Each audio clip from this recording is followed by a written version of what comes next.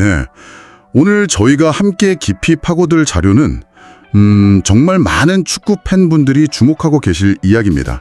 바로 손흥민 선수의 미국 MLS 정규 시즌 마지막 경기 관련 소식인데요.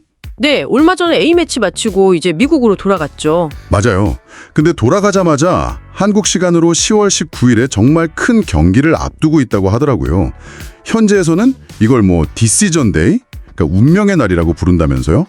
네, 맞습니다. 그 이름처럼 정말 무게감이 실린 경기예요. 이 단 한 경기 결과로 MLS 서부 컨퍼런스의 그 플레이오프 진출 순위 있잖아요. 네네. 그게 특히 상위권 판도가 완전히 요동칠 수 있는 그런 상황입니다. 단순히 그냥 마지막 경기가 아닌 거죠. 정말 모든 게 결정되는 날이네요. 보내주신 자료 보니까 LAFC의 현재 상황부터 해서 플레이오프 가능성, 여러 가지 경우의 수, 심지어 리오넬 메시 선수 관련된 논란까지 이게 흥미로운 포인트가 많더라고요. 네, 그쵸. 파고들 만한 이야기거리가 많습니다. 자, 그럼 이 디시전 데이의 속사정 한번 제대로 파헤쳐 볼까요? 좋습니다. 그럼 우선 손흥민 선수 개인의 컨디션부터 좀 짚어봐야 할 것 같은데요. 파라과이와의 A매치에서 전반전만 뛰고 교체됐잖아요. 네, 45분만 뛰었죠. 그게 사실 단순한 교체라기보다는 이제 다가올 이 중요한 MLS 최종전 그리고 또 바로 이어질 플레이오프를 염두에 둔 체력 안배 차원으로 해석하는 게 맞을 것 같아요. 그럴 수 있겠네요. 아무래도 서울에서 LA까지 그 긴 비행을 하고 시차 적응하고 또 팀 훈련 복귀하고 시간이 정말 너무 짧잖아요. 네, 아주 촉박하죠. 선수들 회복력이 정말 대단한 겁니다. 진짜 보통 일이 아니에요. 근데 이 정규 시즌 마지막 경기가 끝나면 바로 플레이오프가 시작되는 건가요? 일정이 꽤 빡빡한 것 같은데요? 네, 맞아요. 거의 숨 돌릴 틈도 없이 바로 2달 가까이 플레이오프 대장정이 시작됩니다. 이게 또 방식이 좀 다른데요. 첫 라운드는 3전 2선승제예요. 첫 라운드는 기회가 좀 더 있군요. 네, 그런데 그 2호 라운드부터는 그냥 단판 승부입니다. 지면 바로 탈락하는 토너먼트 방식이죠. 최종 MLS컵 챔피언을 가릴 때까지 정말 살얼음판 승부가 이어지는 거죠. 와, 단판 승부라니 긴장감이 엄청나겠네요. 그렇죠. 근데 이번 최종전이 단순히 그냥 정규 시즌 마지막 경기, 순위 결정전 이걸 넘어서는 거예요. 플레이오프 전체 여정에서 유리한 고지를 점령하기 위한 전략적으로 아주 중요한 분수령이 되는 거죠. 플레이오프 시작점을 어디서 끊느냐, 그게 중요하단 말씀이시군요. 그럼 현재 LAFC의 상황 좀 더 구체적으로 들여다볼 필요가 있겠네요. 서부 컨퍼런스 3위, 승점 59점. 일단 플레이오프 진출은 확정된 거 아닌가요? 네, 진출 자체는 이미 확정했습니다. 근데 순위 싸움이 이게 정말 점입가경이에요.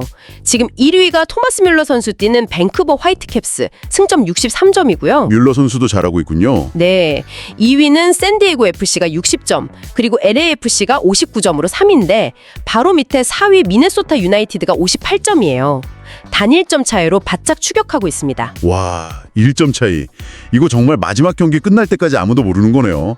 디시전 데이라는 이름 진짜 잘 붙였네요. 그렇죠. 괜히 붙은 이름이 아닙니다. 마지막 경기 결과에 따라서 LAFC의 순위가 어떻게 될지 그 가능한 시나리오들이 아주 흥미롭습니다. 네, 그 시나리오들이 궁금해요. LAFC 운명이 어떻게 갈릴 수 있나요? 자, 여기서부터가 진짜 재밌는 부분인데요. LAFC가 최종전 상대인 콜로라도 래피즈 원정 결과에 따라서 최종 순위가 2위까지 올라갈 수도 있고 아니면 4위로 떨어질 수도 있어요. 크게 3가지 경우로 나눠볼 수 있습니다. 2위에서 4위까지? 와, 그야말로 천국과 지옥을 오갈 수 있는 상황이네요. 제일 좋은 시나리오부터 좀 들어볼까요? 승리하면 어떻게 되죠? 네, 첫 번째 시나리오. LAFC가 승리하는 경우. 이러면 승점 3점을 더해서 총 62점이 되죠. 이때 만약 현재 2위인 샌디에이고가 마지막 경기에서 비기거나 혹은 패배한다면 LAFC가 2위로 올라서는군요. 그렇죠. LAFC가 2위로 올라서게 됩니다. 이 2위 자리가 왜 그렇게 중요하냐면 플레이오프 첫 라운드가 아까 3전 2선승제라고 했잖아요. 네네. 거기서 홈 경기 2점을 가져갈 가능성이 아주 높아집니다. 아무래도 익숙한 홈구장에서 또 팬들 응원받으면서 플레이오프 시작하는 게 선수들한테는 엄청난 힘이 되거든요. 그렇죠. 특히 단기전에서는 홈 어드밴티지 무시 못하죠. 그럼 만약에 비기면 어떻게 되나요? 샌디에이고랑 승점이 같아지는 거 아닌가요? 맞습니다. 두 번째 무승부일 경우 이러면 LAFC는 승점 1점만 추가해서 60점이 되고 말씀하신 대로 샌디에이고가 승점이 같아질 수 있어요. 이때는 규정에 따라서 두 팀 간의 골득실을 따집니다. 아, 골득실. 네, 만약에 현재 두 팀 골득실 차이가 크지 않다면 정말 마지막 경기에서 한 골 넣고 한 골 먹고 이게 순위를 결정짓는 그야말로 피말리는 상황이 올 수도 있는 거죠. 와, 골득실까지. 정말 마지막 순간까지 손에 땀을 쥐게 만들겠어요.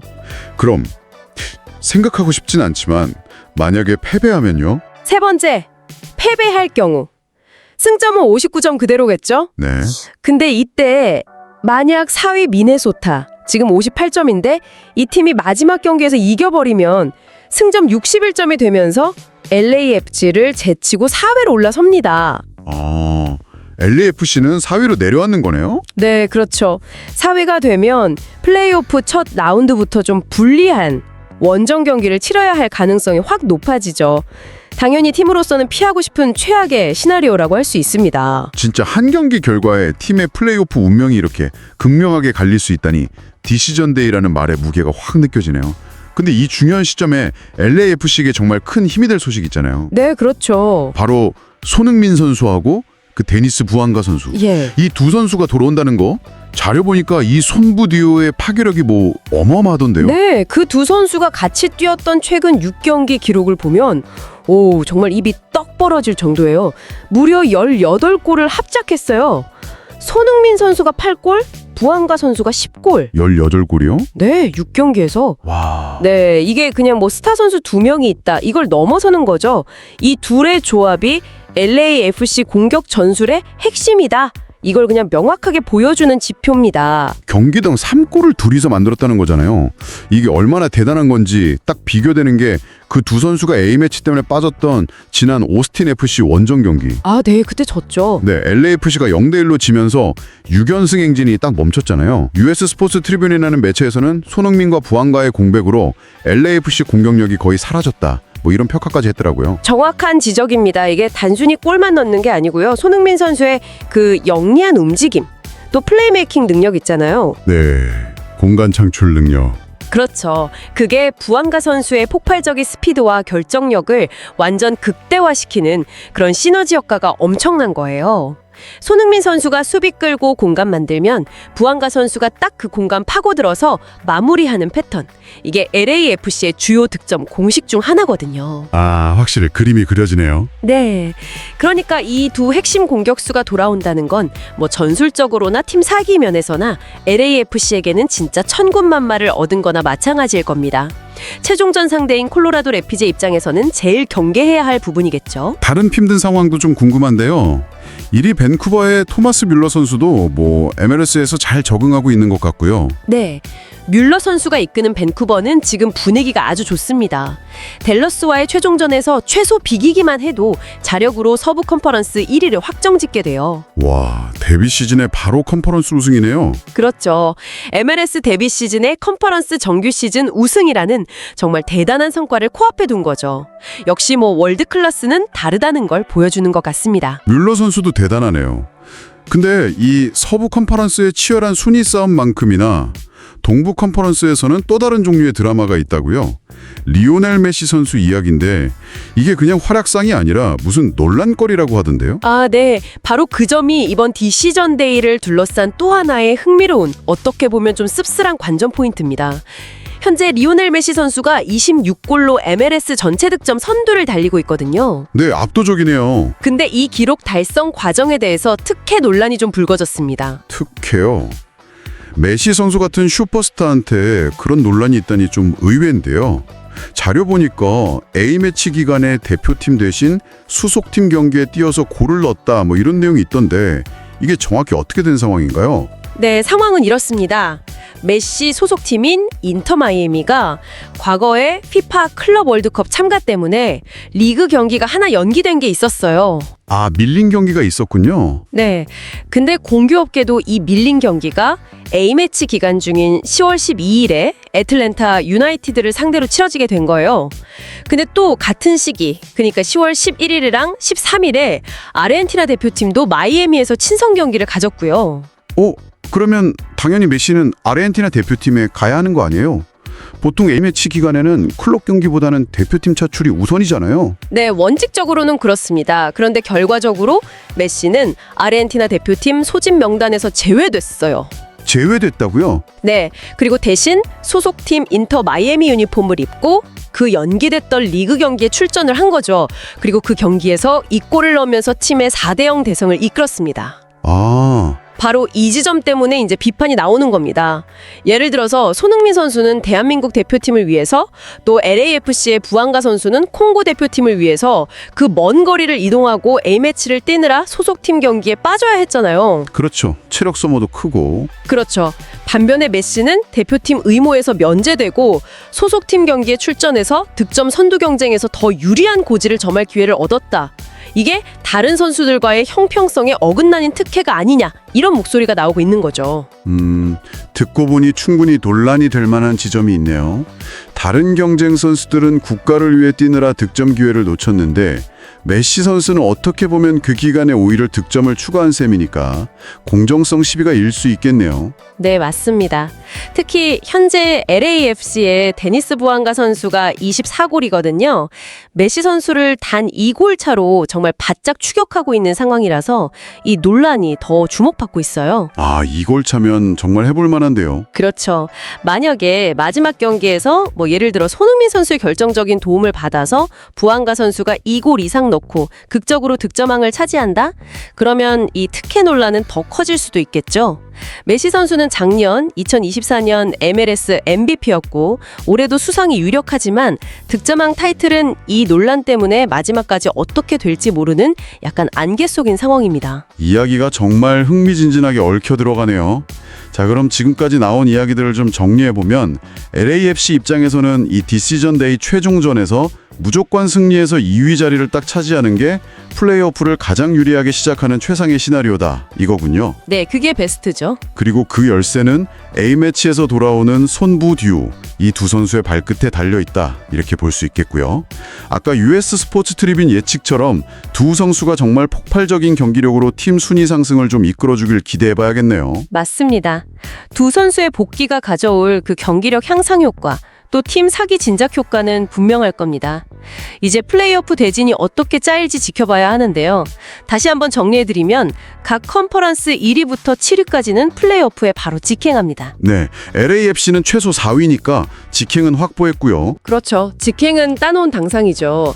그리고 8위와 9위는 단판 플레이인 경기를 치러서 마지막 남은 한 자리를 놓고 싸우게 됩니다. 그 플레이인 경기는 정말 단두대 매치네요. 그렇습니다. 그렇게 해서 이제 8팀이 가려지면 첫 라운드는 3전 2선승제, 그리고 그 이후부터 컨퍼런스 준결승, 결승, 그리고 최종 MLS컵 결승까지는 전부 다 단판 토너멘트예요. 지면 끝이군요. 네, 패배하면 그걸로 시즌이 끝나는 거죠. 그래서 LAFC가 최종전을 몇 위로 마치느냐가 중요한 거예요. 2위로 마치면 첫 라운드에서 홈 어드밴티지를 가질 확률이 높고 3위나 4위로 마치면 그 확률이 낮아지거나 아예 원정 경기를 치러야 할 수도 있으니까요. 디시전 데이 결과에 따라서 플레이오프 여정의 난이도 자체가 달라지는 셈입니다. 오늘은 손흥민 선수의 MLS 정규 시즌 마지막 경기, 이른바 디시전 데이를 둘러싼 여러 가지 맥락과 변수들을 한번 깊이 있게 들여다봤습니다. LAFC의 정말 아슬아슬한 순위 싸움부터 손흥민 부안가 듀오 복귀의 중요성, 그리고 또 리오넬 메시 선수를 둘러싼 득점왕 경쟁과 그 이면의 논란까지. 정말 한편의 드라마처럼 얽히고 설킨 이야기들이 많았네요. 네, 정말 흥미로운 지점들이 많았죠. 이제 주사위는 던져졌고 손흥민 선수가 마지막 경기에서 정말 모든 걸 쏟아붓는 멋진 모습 보여주길 응원해야겠습니다. 오늘 저희가 함께 살펴본 이 자료들을 종합해보면 이번 디시전 데이는 단순히 그냥 순위표 위에 숫자를 결정하는 걸 넘어서는 것 같아요. 여러 가지 좀 생각할 거리를 던져주는 것 같습니다. 특히 메시 선수와 관련된 그 득점한 경쟁 논란은 설령 규정상으로는 문제가 없었다고 하더라도 어떤 슈퍼스타에게 주어지는 기회와 책임, 그리고 경쟁의 공정성이라는 측면에서 우리가 한 번쯤 곱씹어볼 만한 이슈인 것 같아요. 확실히 스포츠 팬으로서 여러 가지 생각을 하게 만드는 지점이네요. 저도 들으면서 그런 생각이 들었습니다. 그래서 여기서 청취자 여러분께도 한번 질문을 던져보고 싶은데요. 만약에 정말 드라마틱하게 손흥민 선수의 결정적인 어시스트나 활약에 힘입어서 부안가 선수가 마지막 경기에서 해트트릭 같은 엄청난 활약을 펼쳐서 메시 선수를 제치고 득점왕에 오른다. 이렇게 한번 가정을 해보죠. 우와, 상상만 해도 짜릿한데요. 그렇죠. 만약 그런 결과가 나온다면 메시 선수를 둘러싼 이 특혜 논란에 대해서 우리는 과연 어떤 의미를 부여하게 될까요? 이게 단순히 그냥 한 시즌의 해프닝으로 끝날까요? 아니면 리그 운영 방식이나 스타 선수에 대한 대우, 이런 것에 대한 좀 더 근본적인 질문으로 이어질 수 있을까요? 경기장 안의 결과가 경기장 밖의 논의에 어떤 영향을 미칠지, 이것도 한번 생각해 볼 만한 흥미로운 질문인 것 같습니다. 정말 마지막까지 여운이 남는 질문이네요.